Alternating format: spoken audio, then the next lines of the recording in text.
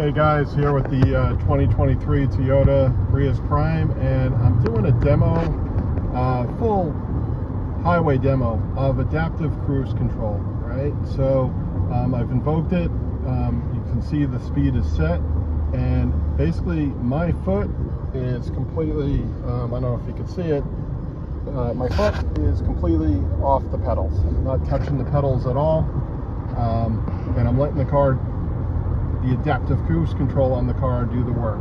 So the way I invoked it is these controls right here, right? So if I touch these, that will increase my speed and decrease my speed accordingly.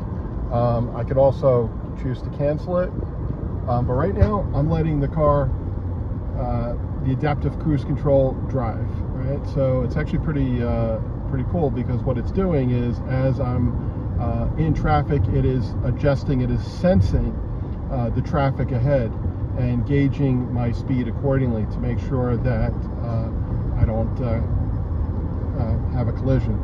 So here we go, we have a car illegally changing, and the car automatically just stopped. You know, it basically sensed it and said, okay, I'm gonna slow down here and I'm gonna stop.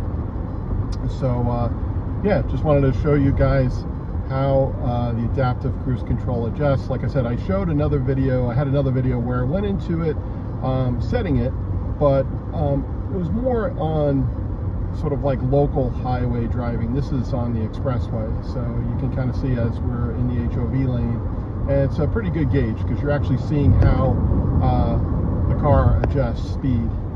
Again, I have it set to 66 as the cruising speed, but it adjusts. Like I said, it's gauging the traffic flow and saying, hey, you know what, let's kick it down a little bit.